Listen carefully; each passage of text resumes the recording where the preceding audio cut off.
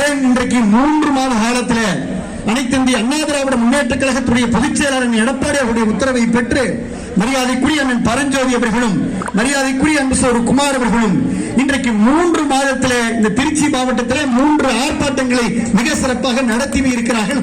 அந்த அவுட்கம் என்று சொல்வார்கள். அந்த ஆர்ப்பாட்டத்தில் வெற்றியை பெற்றிருக்கிறார்கள். அதிமுகவுடைய உணர்வுகளை பிரதிபலிக்கக்கூடிய தொண்டர்களுடைய உணர்வுகளை பிரதிபலிக்கக்கூடிய வகையில எதிர்கட்சியிலே போர்க்குரல் எழுப்பக்கூடிய ஒரே இயக்கம் அனைத்து இந்திய அண்ணா திராவிட முன்னேற்ற கழகம். ஆளும் கட்சியாக இருந்தாலும் எதிர்கட்சியாக இருந்தாலும் தெளிந்த நீரோடை போல ஓடுகின்ற இயக்கம் அதிமுக. நான் தொடர்ந்து சொல்வதுண்டு, இந்த நாட்டில் எத்தனையோ பேர் இயக்கத்தை ஆரம்பித்திருக்கிறார்கள், எத்தனையோ பேர் இயக்கத்தை இழுத்து மூடி இருக்கிறார்கள், எத்தனையோ பேர் தோன்றி இருக்கிறார்கள், பல பேர் மறைந்திருக்கிறார்கள். ஆனால் வாழ்ந்தவர் ஓடி மறைந்தவர் ஓடி மக்கள் மனதில் நின்றவர் யார் என்று சொன்னால் அது புரட்சித் தலைவர் எம்ஜிஆர், புரட்சித் தலைவர் அம்மாவும் மட்டும்தான். அதே போல எல்லா காலத்திலும் நின்று பிடிக்கக்கூடிய இந்த ஜல்லிக்கட்டு சொல்லுவாங்க, நின்று விளையாடக்கூடிய ஜல்லிக்கட்டு காலம் சொல்லுவாங்க. அதுபோல களத்தில் நின்று விளையாடக்கூடிய, களத்தில் நின்று மீண்டும் தொடர்ந்து வெற்றி பெறக்கூடிய ஒரே இயக்கம் அதிமுக இயக்கம். எழுதி வைத்துக் கொள்ளுங்கள். வெயில்ல 10 நிமிஷம் கூட ஆனாலும் உச்சி தலையை நம்ம பிளக்கக்கூடிய அளவுக்கு இந்த வேகமாக இன்றைக்கு வெயில் உரைத்தாலும் கூட அன்பு தாய்மார்களே, போகின்ற பொழுது ஒரு நம்பிக்கையோடு போங்கள். 26 அதிமுக ஆட்சிக்கு வரும். அவ்வளவுதான் ஒரே ஒரு செய்தி, டேக் ஹோம் மெசேஜ். இந்த கூட்டத்தை விட்டு திரும்புகின்ற பொழுது அதிமுக தொண்டர்களுக்கு மனதிலே ஒரு ஆழ்ந்த நம்பிக்கை வேண்டும். 26 நம்ம ஆட்சிக்கு வருவோம். எழுதி வைத்துக் கொள்ளுங்கள். இந்த தீபாவளி முடித்த அடுத்த தீபாவளி அதிமுக பொதுச் செயலாளர் எடப்பாடி வருவார்கள். அது காலத்துடைய கட்டாயம். அதிமுக வரலாறுகளை எடுத்து பாருங்கள். 37, 38 ஆண்டு காலத்தில் ஒரே ஒரு முறை இந்த ஆட்சி தொடர்ந்திருக்கிறது என்று சொன்னால் அதை படைத்த வரலாறு புரட்சி தலைவி அம்மா. அதுக்கப்புறம் எவ்வளவு பெரிய காலகட்டத்திலும் இந்த ஆற்று வெள்ளம் அடித்து செல்லப்பட்டது போலதான் அதே நிலை இன்றைக்கு திமுக ஏற்படும். சொன்னாரே அன்பு குமார் அவர்கள், நீங்கள் எவ்வளவு உச்சத்திலே இருந்தாலும் அந்த உச்சத்தில் இருந்து விழுகின்ற பொழுது அடி உங்களுக்கு பலமாக காத்திருக்கிறது. வச்சுக் கொள்ளுங்கள். இந்த மாவட்டத்தில் 2 அமைச்சர், அந்த மாவட்டத்தில் 2 எத்தனை அமைச்சர் இருந்தாலும் முதலமைச்சர் இருந்தாலும் என்ன நடந்து கொண்டிருக்கிறது?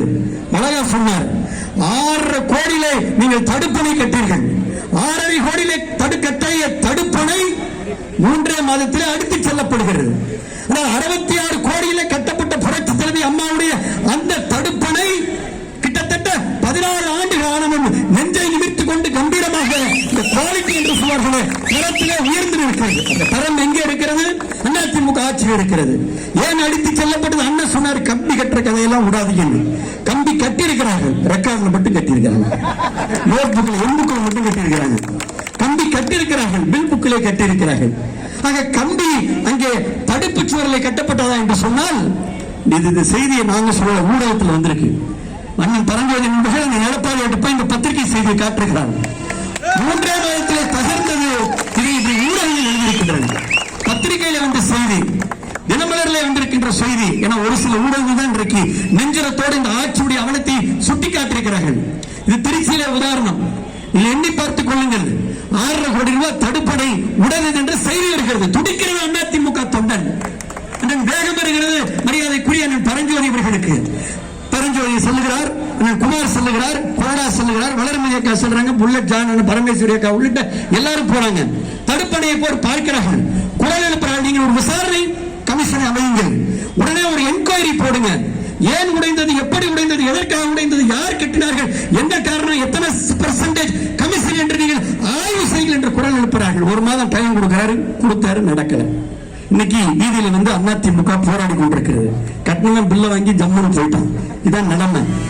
அதே போலதான் நீங்கள் இதை கேள்வியை எழுப்புகின்ற பொழுது அந்த கேள்விக்கு நீங்கள் பதிலளிக்காவிட்டால் இந்த பாலம் எப்படி அடித்து, இந்த தடுப்பு சுவர் எப்படி, இது ஏன் தடுப்பு சுவர் கட்டினாருன்னு கேட்டேன்.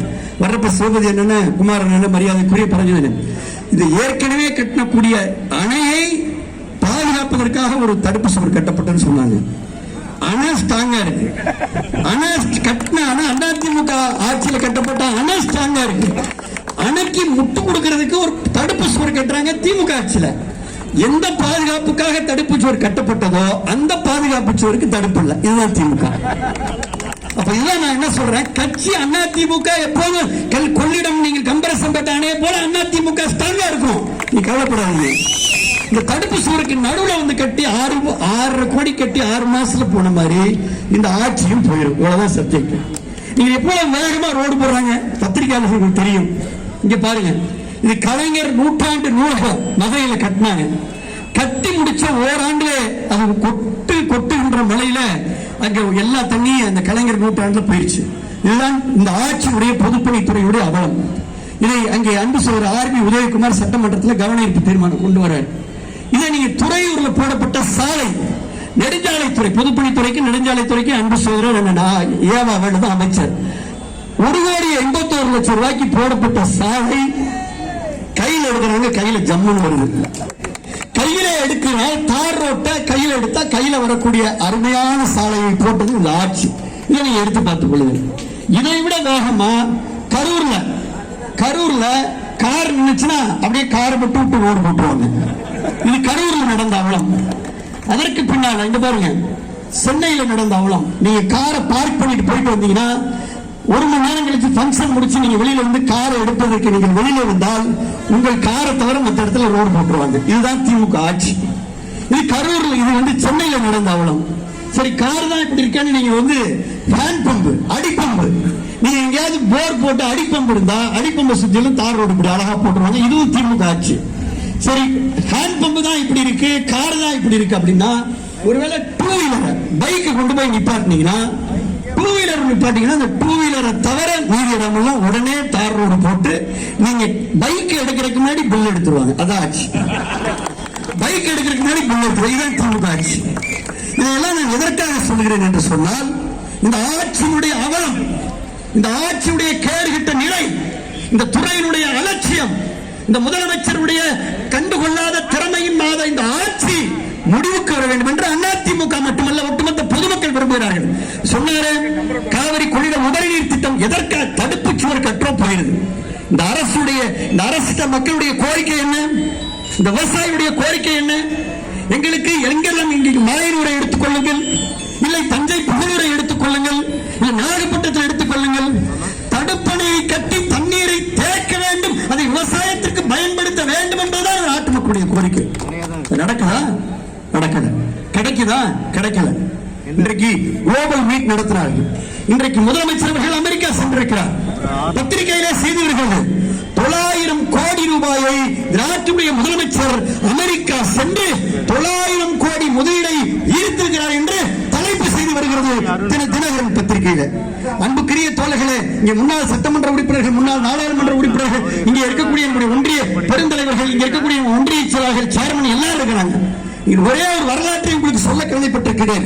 புரட்சி தலைவி அம்மா அவர்கள் முதலமைச்சராக இருந்த பொழுது, நான் எல்லாம் இன்றைக்கு சட்டமன்ற உறுப்பினராக இருந்த பொழுது, சென்னையிலே உலக முதலீட்டாளர் மாநாட்டை முதலாக நடத்திய தலைவி புரட்சி தலைவி அம்மா. 10 நாள்ல சென்னையில போயஸ் கார்டனில் அமர்ந்து கொண்டு 2 நாள் விழாவிற்கு வந்து 2,50,000 கோடி முதலீட்டை ஈர்த்தவர் புரட்சி தலைவி அம்மா. உட்கார்ந்த இடத்துல 2,50,000 கோடி முதலீட்டை இருக்கின்ற ஆற்றல் மிகுந்த முதலமைச்சர் புரட்சி தலைவி அம்மா அவர்களை ஒரு தட்டிலே தராசில் வையுங்கள். அமெரிக்கா சென்று சைக்கிள் பயணத்தை ஓட்டி 900 கோடி இந்த நாட்டுக்கு கொண்டு வருவதற்கு 17 நாள் சுற்றுப்பயணம் செய்யக்கூடிய இன்னொரு முதலமைச்சரை தராசிலே வையுங்கள். அன்புக்குரிய செல்வர்களே, நீங்கள் தயவு செய்து சீர்தூக்கி பாருங்கள். ஆட்சியை நீங்கள் சீர்தூக்கி பாருங்கள். நீங்கள் தயவு செய்து மனதில் வைத்துக் கொள்ளுங்கள். இன்றைக்கு கூட்டணி பலம் என்று சொல்லுகிறார்கள்.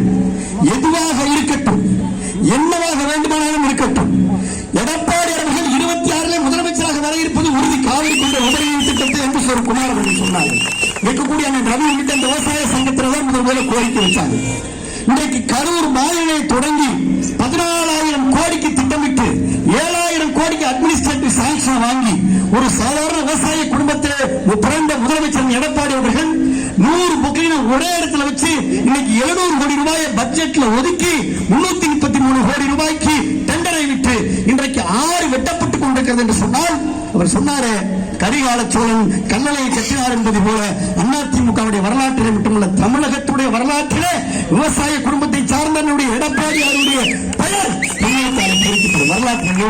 அன்புக்குரிய தாய்மார்களே, இன்னைக்கு வெறும் 1000 ரூபாய் பணம், வெறும் 1000 ரூபாய்.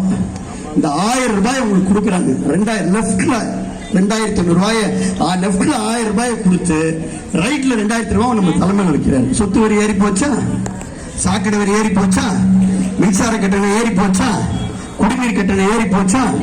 எல்லா கட்டணமும். தாலிக்கு தங்கம் விலை ஏறிவிட்டது. இந்த ஆட்சியில தாளிப்பதற்கு தக்காளியும் இல்லை, தாலிக்கு தங்கமும் இல்லை. தாளிப்பதற்கு தக்காளி இல்லாத ஆட்சி, தாலிக்கு தங்கம் இல்லாத ஆட்சி இந்த ஆட்சி. உங்க கல்யாணத்துக்கு 50,000 ரூபாய் பணத்தையும் 50,000 ரூபாய் பணத்தையும் 1 பவுன் தங்கத்தையும் கொடுத்த ஆட்சி. இன்னைக்கு ஆட்சிக்கு வந்த மு.க. ஸ்டாலின் என்ன செய்திருக்க வேண்டும்? 1 பவுனுக்கு 1.5 பவுன் கொடுக்கலாம், ஆனா 1.25 பவுன் கொடுக்கலாம். இன்றைக்கு தாலிக்கு தங்கம் ரத்து செய்யப்பட்டு விட்டது, கல்யாண காசு ரத்து செய்யப்பட்டு விட்டது. உங்களுக்கு எல்லாம் தெரியுமா ஃபார்முலா கார் ரேஸ் என்னன்னு? இன்றைக்கு ஃபார்முலா இங்கே அணை உடையப்படுகிறது என்று பரஞ்சோதி குமாரன் அவர்களும் இங்கே ரத்த சோதனை கவலைப்பட்டு இருக்கிறாங்க. ஆனால் அங்கே சென்னையில ஃபார்முலா கார் ரேஸ் நடத்தப்படுகிறது. யாருக்கு நன்மை? ஃபார்முலா கார் ரேஸ் நடத்தப்படுகிறது. அங்கே தவித்து அடிபட்டு ஆம்புலன்ஸ்ல தவித்துக் கொண்டிருக்கிறவனே 108 ஆம்புலன்ஸ் டிராபிக் ஜாம்ல நின்று தடுமாறி கொண்டிருக்கிறது. இதுதான் இந்த ஆட்சியுடைய அவலம். பேரறிஞர் அண்ணா அவர் சொல்லியிருக்கிறார்.